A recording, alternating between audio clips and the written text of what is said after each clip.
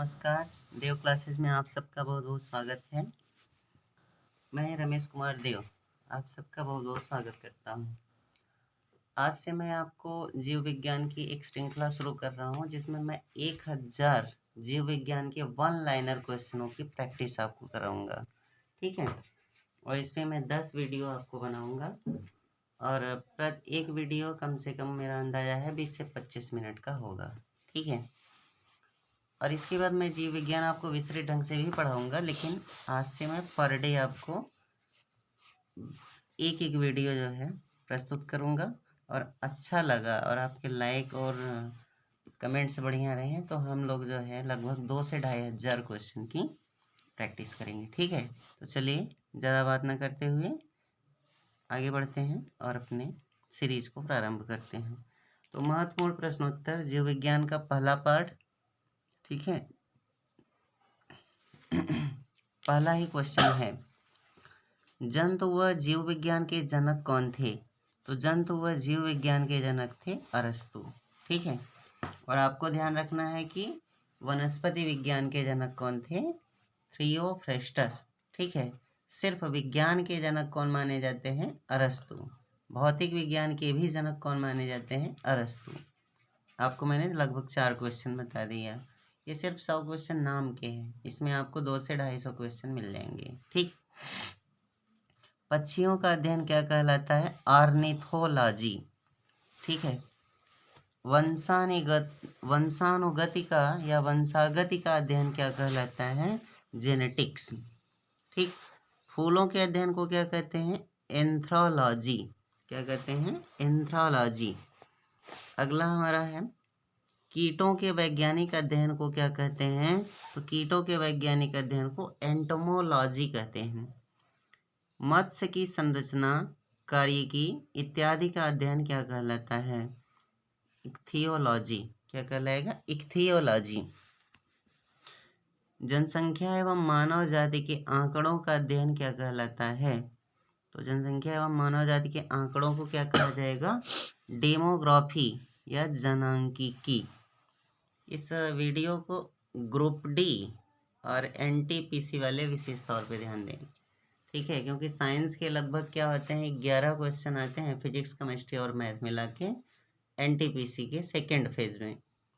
और ये आपका ग्रुप डी में 30 क्वेश्चन सेकेंड फेज में आएगा और फर्स्ट फेज में भी लगभग कितना आएगा? 30 क्वेश्चन, जिसमें सबसे ज़्यादा बायोलॉजी का ही वेटेज होता है, ये भी ध्यान रखना है।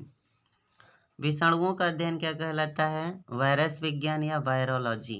ठीक है, पैलियो वनस्पति के अंतर्गत किसका अध्ययन करते हैं? पादप जीवाश्मों का।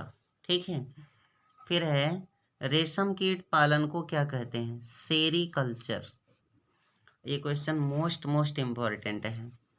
और मधुमक्खी का पालन क्या कहलाता है? एपीकल्चर। मधुमक्खियों के पालन को हम कहते हैं एपीकल्चर। पुष्प एवं फल देने वाले पौधों के अध्ययन को क्या कहा जाता है या क्या कहते हैं? हार्टिकल्चर। फिर अगला क्वेश्चन है, सजावट के लिए काम आने वाले पुष्पों का अध्ययन फ्लोरिकल्चर कहलाता है। ठीक है, इसके बाद है, सब्जियों की खेती को क्या कहा जाता है? इसको कहा जाता है ओलरीकल्चर। और शब्दकोश का ज्ञान क्या कहलाता है? लेक्सिकोग्राफी।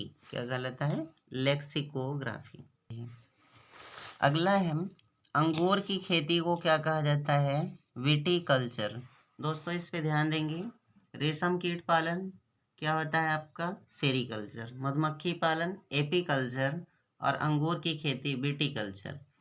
वनडे एग्जाम में डायरेक्टली क्वेश्चन पूछेगा, पीसीएस वाले एग्जाम में मिलान करने के लिए आपको देगा। ठीक, वर्मी कल्चर में प्रयुक्त वर्म क्या होता है? अर्थवर्म। और जेरेंटोलॉजी में किसका अध्ययन किया जाता है? वृद्धावस्था का अध्ययन किया जाता है। ठीक है, जेनेटिक्स में किसका अध्ययन किया जाएगा? अनुवांशिकता और विचरण का अध्ययन किया जाता है। ठीक है, पेडोलॉजी में किसका अध्ययन किया जाता है? मिट्टी का अध्ययन किया जाता है। कहीं कहीं पीडोलॉजी भी दे देता है। ठीक है, फिर आगे ध्यान देंगे, अस्थियों का अध्ययन विज्ञान की किस शाखा में किया जाएगा? तो ऑस्टियोलॉजी, अस्थि माने क्या होगा, हड्डी, हड्डियों का अध्ययन किस में किया जाएगा, ऑस्टियोलॉजी में।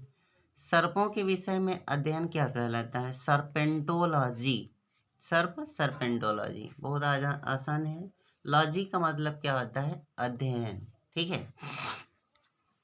फिलाटेलिस्ट क्या करता है, डाक टिकट जमा करता है या डाक टिकट का संग्रह करता है। मृदा विहीन पादप संवर्धन क्या कहलाता है, तो इसको कहा जाता है हाइड्रोपोनिक्स, माने ऐसे पौधे जो मिट्टी में नहीं उगते हैं उनको क्या कहा जाएगा, हाइड्रोपोनिक्स, उनके अध्ययन को। लिथोट्रिप्सी क्या है, तो गुर्दे की पथरी किरणों द्वारा तोड़ना क्या कहलाता है, लिथोट्रिप्सी। फिर अब हम लोग का इतना तो अध्ययन पर आधारित था, जंतु विज्ञान से, सॉरी पादप विज्ञान से आप कह सकते हैं, और उसमें आप जंतु भी ले सकते हैं, जीव विज्ञान के अध्ययन से। अब हमारा सिद्धांतों पे आधारित क्वेश्चन है, विकासवाद का सिद्धांत किसने प्रतिपादित किया था, डार्विन ने, ठीक है। जीव विकास को सर्वप्रथम किसने समझाया, लैमार्क ने, क्योंकि जीव विज्ञान शब्द का प्रयोग सबसे पहले किसने किया था अगर पूछे, लैमार्क एवं ट्रेविरेनस ने। और जीव विकास शब्द को सर्वप्रथम किसने दिया, तो लैमार्क ने दिया, ठीक है। विकास के उत्परिवर्तन सिद्धांत का प्रतिपादन किसने किया, ह्यूगो डे ब्रीज ने, ठीक है। एक जीन एक एंजाइम की परिकल्पना किसने दिया था, बीडल एवं टैटम ने, ठीक है। और विकास का मुख्य कारक क्या होता है, प्राकृतिक वर्ण होता है, ठीक। दोस्तों इसमें क्या है कि जितने क्वेश्चन मैंने लिया है वो बहुत ही फैक्ट चूज किए हुए हैं, एक एक प्रश्न आपके लिए बहुत ही इम्पोर्टेंट है। फालतू चीज़ें मैं नहीं भरता हूँ कि हाँ एकदम डीपली सरने के लिए आपको फालतू चीज़ों को एकदम रटवा दें, अब कहाँ से आएगा, ऐसा नहीं। कम पढ़ें, अच्छा पढ़ें, फैक्ट जो हमेशा एग्जाम में आए, ठीक। आधुनिक मनुष्य का हाल का पूर्वज क्या था, तो ये क्या था, क्रो-मैग्नान मनुष्य, और ये हम जनजाति वाले चैप्टर को भी पढ़ते हैं तो उसमें भी मिलता है। मैमथ किसका पूर्वज था, हाथी का। डायनासोर कैसे जीव थे, मेसोजोइक सरीसृप थे, ठीक है। संख्या की दृष्टि से अब तक पहचाने गए जीवों में सर्वाधिक संख्या किसकी होती है, कीटों की, किसका होता है, कीटों की। समुद्री घोड़ा क्या है, तो समुद्री घोड़ा एक प्रकार की मछली है। सबसे बड़ा स्तनपायी क्या होता है, सबसे बड़ा स्तनपायी व्हेल मछली होता है, ठीक है। एकमात्र अंडे देने वाला स्तनपायी कौन सा होता है, तो यह होता है एकिडना, कौन सा होता है, एकिडना। उड़ने वाला स्तनपायी कौन सा होता है, चमगादड़, ठीक है। डॉल्फिन किस वर्ग में आता है, स्तनी वर्ग में, किस में आता है, स्तनी वर्ग में। और सील मछली भी किस में क्या होता है, एक स्तनपायी होता है। सबसे बड़ा अकशेरुकी जीव कौन सा होता है, स्क्विड, कौन सा होता है, स्क्विड। फिर हम अगला क्वेश्चन लेते हैं, ऊंट को रेगिस्तान का जहाज क्यों कहा जाता है, तो हमें ध्यान रखना है क्योंकि यह अपनी आंत्र में जल का संग्रह कर लेता है, इसे कई दिनों तक जल की आवश्यकता नहीं होती है, इसके पैर गद्दीदार होते हैं जिससे यह रेत में आसानी से चल सकता है, अतः इसे रेगिस्तान का जहाज कहा जाता है। तो आप जानते हैं कि ऊँट के पैर कैसे होते हैं, गद्दीदार होते हैं, जिसके कारण ये आसानी से क्या है, चल सकता है, इसीलिए हम इसे क्या कहते हैं, रेगिस्तान का जहाज। चलिए नेक्स्ट क्वेश्चन पे आते हैं। चट्टान पर उगने वाले पौधों को क्या कहा जाता है, शैलोदभिज। पौधे के किस भाग से हल्दी प्राप्त होता है, तना से। अब पौधे के या हल्दी के खाने लायक भाग को क्या कहते हैं, प्रकंद कहते हैं। अदरक का कौन सा भाग हम खाते हैं, तना खाते हैं, ठीक है। मटर कैसा पौधा है, मटर एक द्विबीजपत्रीय शाकीय पौधा है, ठीक। चलिए 46वें क्वेश्चन पे आते हैं हम लोग। लौंग क्या है, तो लौंग सूखी कलियां व सूखे फल हैं, ठीक है। कली ही हम लोग कहेंगे, एक तरह से ये फूल होता है, ठीक है, लौंग का। केसर किसका मिश्रण होता है, तो फूल के बीज बनाने वाले भागों को केसर कहा जाता है। ठीक है। प्याज के छिलके उतारने पर आंसू आते हैं, इसमें कौन सा अम्ल पाया जाता है? तो सल्फेनिक अम्ल की उपस्थिति के कारण आंसू आते हैं। अगर ये नहीं देगा तो सल्फर भी दे देता है कहीं कहीं, लेकिन ये सल्फेनिक अम्ल ही देगा। मिर्च की तीक्ष्णता का क्या कारण होता है? तो इसमें कैप्सेसिन की उपस्थिति के कारण। और याद रखना है, लाल मिर्च की तीक्ष्णता का कारण क्या है? कैप्सेसिन ही होता है। यानी जो आंखों में मिर्च लगता है उसका मेन रीजन क्या होता है? कैप्सेसिन नामक तत्व। ठीक। रेशम के कीट किस में पाए जाते हैं? शहतूत के पत्तों पर। ठीक है। और इसी को ये कहीं कहीं देता है लाख के कीट कहाँ पाए जाते हैं, तो ये लाख के कीटों से ही क्या होता है आपका, लाख के पत्तों पर ये पाए जाते हैं, लाख के कीट पाए जाते हैं किसमें? शहतूत के पत्तों पर, उसी से रेशम का भी होता है। कुनैन जो मलेरिया के लिए एक प्रमुख औषधि है, पहले तो यही आप जान लें कि कुनैन क्या है। मलेरिया के लिए एक प्रसिद्ध औषधि का काम करता है।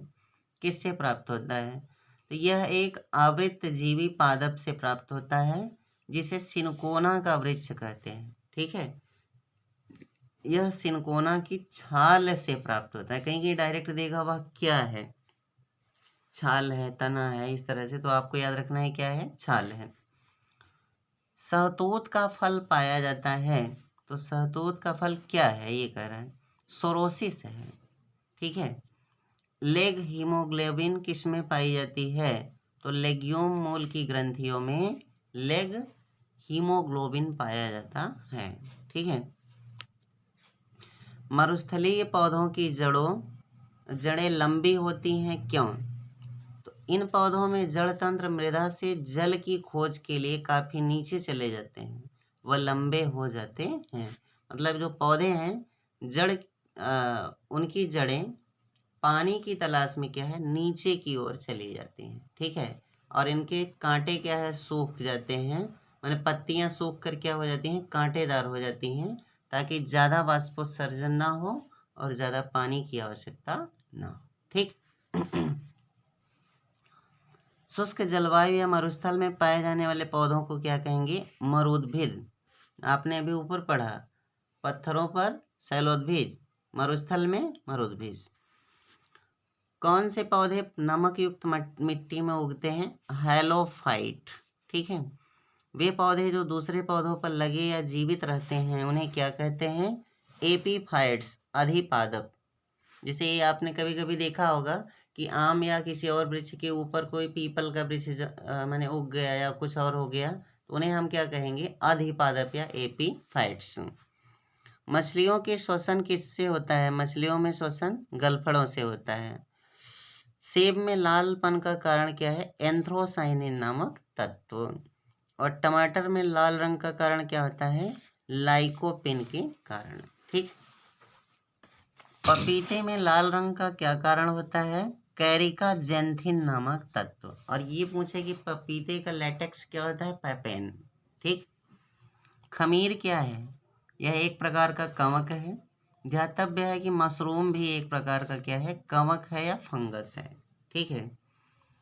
कपास का मुख्य घटक क्या होता है? सेल्यूलोस। ये क्वेश्चन बहुत इंपॉर्टेंट है, कई बार पूछता है। ठीक है। लाइकेन एक मिश्रित जीव है जो वायु प्रदूषण का सूचक है। यह किससे बना होता है? कवक एवं शैवाल का सम्मिश्रण होता है। ठीक है। हेरोइन किससे प्राप्त होती है? अफीम पोस्ता से। और मार्फिन किससे प्राप्त होती है? तो फल से या पोस्ता के फल से। यह बिना पके लेटेक्स से प्राप्त होता है। ठीक है। यह अफीम का क्या है? मुख्य अवयव है।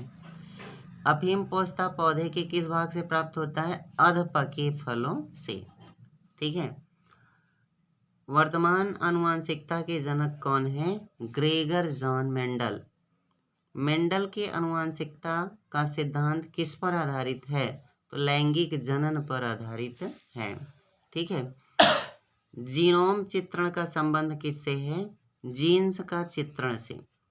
और जीवों में आनुवंशिक लक्षण संतान में किसके द्वारा लाए जाते हैं? क्रोमोसोम के द्वारा। किसके द्वारा? क्रोमोसोम के द्वारा। फिर है हमारे शरीर में आनुवंशिकता की इकाई को क्या कहते हैं? जीन। जंपिंग जीन सिद्धांत का प्रतिपादन किसने किया? बारबरा मैक्लिंटॉक ने। डीएनए में कौन सी शर्करा मौजूद होती है? डीऑक्सीराइबोस। ठीक है। एजोला क्या है? एजोला का प्रयोग नाइट्रोजन स्थिरीकरण, याद रखना है, नाइट्रोजन स्थिरीकरण क्षमता के चलते व्यापक रूप से जैव उर्वरक के रूप में होता है। इसका मतलब यह एक जलीय फर्न है और इसका उपयोग किस लिए होगा? यह एक प्रकार का जैव उर्वरक है। नीलहरित शैवाल का उपयोग नत्रजन आपूर्ति हेतु कहाँ किया जाता है? तो आप जानते हैं धान के खेत में। फिर क्या है? नाभिक के अलावा कोशिका के किस कोशिकांग में डीएनए होता है? माइटोकॉन्ड्रिया में। ठीक। साधारण मानव में कितने गुणसूत्र होते हैं? 23 जोड़े या 46 गुणसूत्र। जीवों में अत्यधिक विविधता का कारण क्या होता है? उत्परिवर्तन होता है। जैव कोशिका का कौन सा भाग पावर हाउस कहलाता है? तो माइटोकॉन्ड्रिया। माइटोकॉन्ड्रिया को कोशिका का पावर हाउस कहा जाता है।